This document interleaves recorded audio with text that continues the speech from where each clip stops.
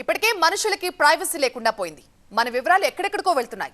ఎవరెవరో యాక్సెస్ చేస్తున్నారు. మన ఫోన్లకి రకరకాల కంపెనీలు కాల్ చేసి మన పేరుతోనే సంబోధిస్తారు. ఇదంతా ఎలా బయటికి పోతోంది? మన డేటా వేరే వాళ్ళకి ఎలా వెళ్తోంది తెలియదు. కానీ ఇకపై ప్రభుత్వమై ప్రైవేట్ సంస్థలకి మన డేటాని ఇవ్వచ్చు. కారణం లేకుండానే మన రక్త నమూనాలు సేకరించవచ్చు. ఇదంతా ఒక్క చట్టంతో సాధ్యమవుతోంది. అలాంటి చట్టమే నిన్న పార్లమెంట్లో పాస్ అయింది. ఇంతకీ ఏంటా చట్టం, ఏంటా ఉల్లంఘనలు? TV9 ఎక్స్క్లూజివ్ లో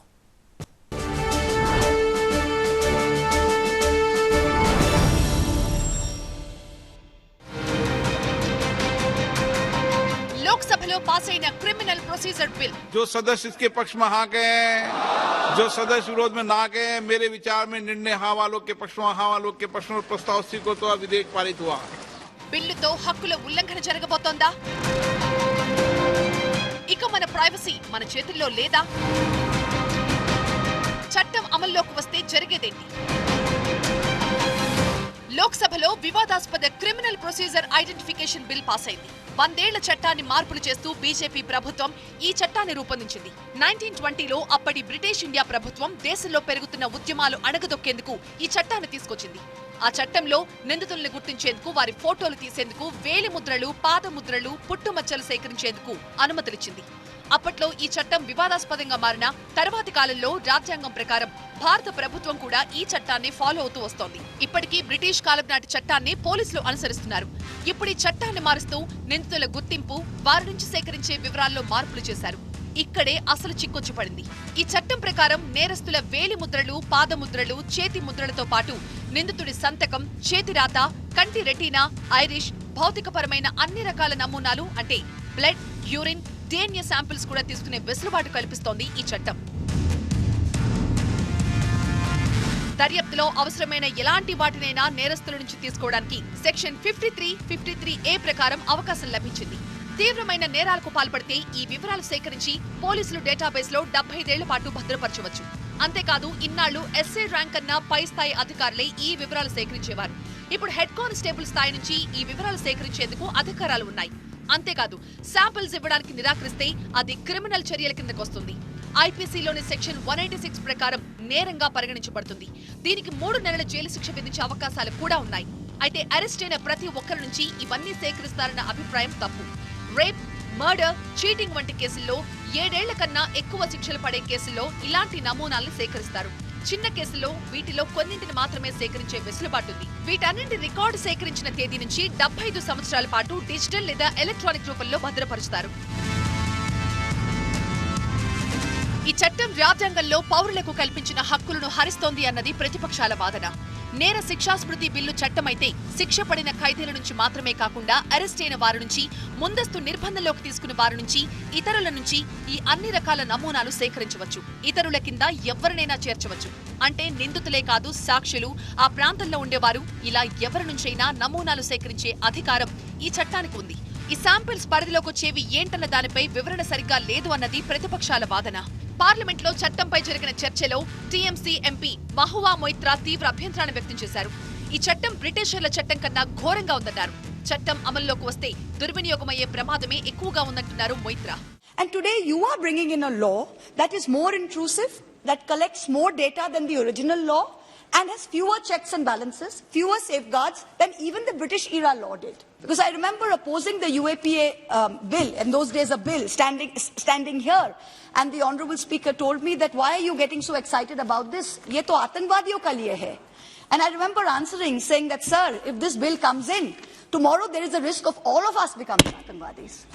And the UAPA has been misused, and today we have a fear that this bill itself may be misused, which is why we are standing up today. ప్రధాని మోదీ హయాంలోనే రూపొందిన యూఏపీఏ చట్టంతో ఇప్పటికే వేలాది మందిని వేధిస్తున్నారన్నది వారి వాదన. ఈ బిల్లు కనుక అమలు జరిగితే చట్టంలో ఉన్న ఇతరుల కింద దేశంలోని ఏ వ్యక్తి నుంచైనా నమూనాలు సేకరించే అధికారం ప్రభుత్వాల చేతిలోకి వస్తాయి. ఇది పౌరుల ప్రాథమిక హక్కుల ఉల్లంఘన అంటున్నారు మహువా. నేరం చేసి శిక్ష పొందుతున్న ఖైదీకి కూడా రాజ్యాంగం నుంచి సంక్రమించిన అన్ని హక్కులు వర్తిస్తాయని గతంలో సుప్రీంకోర్టే చెప్పిందన్నారు. The right to life is one of the basic human rights. It is guaranteed to every person by Article 21 of the Constitution, and not even the state has the authority to violate that right. A prisoner, be he a convict or under trial, or a détenu does not cease to being a human being. On being convicted of crime and deprived of their liberty with the procedure established by law, prisoners still retain the residue of constitutional rights. This bill places the privacy of individuals at the mercy of the state, allows for the retention of personal data with no framework for data protection whatsoever. Criminal procedure identification బిల్లుతో private ఏజెన్సీల చేతుల్లోకి కూడా ఈ data చేరే ప్రమాదం ఉంది. కేంద్రం ఆదేశిస్తే రాష్ట్ర ప్రభుత్వాలు క్రిమినల్స్ డేటాని షేర్ చేయాల్సి ఉంటుంది. ప్రభుత్వ సంస్థలే కాకుండా ప్రైవేట్ సంస్థలకి కూడా ఈ నమూనాల డేటాని పంచుకోవాల్సి ఉంటుంది. అంతేకాదు చిన్న చిన్న ఉల్లంఘనలు అంటే ట్రాఫిక్ ఉల్లంఘనలు, ప్రజాస్వామ్యబద్ధంగా చేసే నిరసనల్లో డిటైన్ అయిన వారి నుంచి కూడా సంతకాలు, వేలిముద్రలు సేకరించవచ్చు. ఈ డేటాని దేశవ్యాప్తంగా ఏ ఏజెన్సీతోనైనా ప్రభుత్వాలు పంచుకోవచ్చు. దీంతో ప్రజల వ్యక్తిగత ప్రైవసీ దారుణంగా దెబ్బతింటుంది అంటున్నాయి విపక్షాలు. ఇప్పటికే ప్రైవేటైజేషన్ తో దేశాన్ని ముంచుతున్నారని, ఇప్పుడు క్రిమినల్ కేసుల ప్రైవేటైజేషన్ కూడా జరుగుతోంది అన్నారు Congress floor leader Adhir Ranjan Chowdhury. Privatisation of criminal investigation होते जा रहे हैं, क्योंकि मैं ये भी बताता हूं क्लॉज, अब देखिए clause 4 sub clause 3 empower state government and UTs. It cannot be ruled out that the task of collecting, preserving and sharing measurement may be assigned to a private agency. రాజ్యాంగం ప్రకారం ఎన్నో హక్కులు ప్రజలకొచ్చాయి. ఐపీసీ, సిఆర్పీసీ కూడా రాజ్యాంగానికి లోబడే పనిచేస్తాయి. ఆ లెక్కను చూస్తే ఏదైనా కేసులో అరెస్ట్ అయిన వ్యక్తి తన క్రైమ్ పై విచారణ కోరొచ్చు. బెయిల్ పొందేందుకు హక్కు ఉంటుంది. క్రిమినల్ లాయర్ ని, లీగల్ సహాయాన్ని పొందే హక్కులున్నాయి. అంతేకాదు నేరం రుజువయ్యే వరకు నిందితుడిని అమాయకుడిగానే పరిగణిస్తారు. క్రైమ్ చేసినంత మాత్రాన పౌరుల ఇళ్లలో సోదాలు, అరెస్టులు చేయాల్సిన పని లేదు. ఇప్పుడు చట్టం అమల్లోకి వస్తే ఇందులో సగం హక్కులు హరించుకుపోతాయని నిపుణులు భావిస్తున్నారు. కోర్టు ఆదేశించక ముందే పోలీస్ స్టేషన్లో DNA డేటా సేకరించడం వారి గోప్యతకు వ్యతిరేకం. ఒకవేళ కేసు ముగిసాక తప్పు లేదు అని తేలితే ఆ డేటా ఉంచుతారా, తీసేస్తారా? ఈ బిల్లుతో సమాజంలో ఉన్న కుల, మత విద్వేషాలని ప్రభుత్వాలు రెచ్చగొట్టే అవకాశం ఉండొచ్చు అనే వాదన కూడా ఉంది. దేశవ్యాప్తంగా ఆర్గనైజ్డ్ క్రైమ్స్ ఎక్కువైపోతున్న ఈ సమయంలో 7 years కంటే బిలో ఉన్న కేసుల్లో పూర్తి అధికారాలను జైలర్కి మరియు పోలీస్ అధికారులకు ఇస్తూ భారత పార్లమెంట్ తీసుకున్న నిర్ణయం దేశవ్యాప్తంగా పెట్టరేగిపోతున్న అల్లర్లను అదుపు చేయడానికి ఒక మార్గంగా భావించవచ్చు. తనకు సంబంధించిన అక్యూజ్డ్ ఎక్కడున్నా సరే ట్రేస్ చేసుకోవడానికి, అంటే అల్లరి చేసిన వ్యక్తి కాశ్మీర్లో పట్టుబడవచ్చు, కాశ్మీర్లో అల్లరి చేసిన వ్యక్తి మళ్ళీ దాన్ని కేరళకు తీసుకుపోవచ్చు. ఇట్లా దేశవ్యాప్తంగా ఎక్కడైనా సరే కేంద్ర రాష్ట్ర ప్రభుత్వాలు సంయమనంతో పనిచేయడానికి ఈ బిల్లు ఆస్కారం కల్పిస్తుంది. కానీ ఈ వాదనలన్నీ కొట్టిపరేశారు కేంద్ర హోంశాఖ మంత్రి అమిత్ షా. ప్రతిపక్షాలకు నేరం చేసిన వారిపై ఉన్న ప్రేమ బాధితులపై లేదు అన్నారు. చిన్నారులపై లైంగిక దాడులు జరుగుతున్నాయని, రోజుకు 100 మంది హత్యలకు గురవుతున్నారని, ఆస్తుల ధ్వంసం జరుగుతోందని, ఇలాంటి వారికి హక్కులుండవా అని ప్రశ్నించారు. ఈ చట్టం ఎట్టి పరిస్థితుల్లో దుర్వినియోగం అవ్వదు అంటున్నారు అమిత్ షా.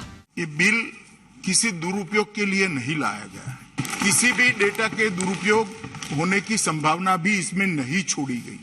और जो लोग ह्यूमन राइट की दुहाई दे रहे हैं उनको मैं ये भी कहना चाहता हूं, मेरा करबद्ध निवेदन है कि उनके भी ह्यूमन राइट की चिंता करिएगा जो अपराधियों से प्रताड़ित होते हैं. किसी बच्ची पर रेप हो जाएगा, किसी की हत्या हो जाएगी, किसी की गाड़ी कमाई को कोई लूट खसोट कर ले जाएगा, उसके ह्यूमन राइट नहीं है. आपको चिंता है लूट खसोट करने वाले की, आपको चिंता है बलात्कार करने वाले की. ये कहना चाहता हूं, ये नरेंद्र मोदी सरकार है साहब, कानून के हिसाब से जीने वाले लोग हैं, उसके హ్యూమన్ రైట్ కి చింత करना सरकार का दायित्व. మన దేశంలో డేటా పరిరక్షణ గాల్లో దీపంలా మారింది. అలాంటి సమయంలో ఈ సేకరించిన నమూనాలు దారి తప్పితే ఎవరిది గ్యారంటీ? నేరాలను అరికట్టాల్సిందే. సమాజంలో అశాంతి సృష్టించే శక్తుల ఆట కట్టించాల్సిందే. కానీ ఈ చట్టాల్లో స్పష్టత లోపించిందనేది మెజారిటీ వాదన. ప్రభుత్వం ఎన్ని చెప్తున్నా ఈ చట్టం మరో UAPA అంటున్నారు విశ్లేషకులు.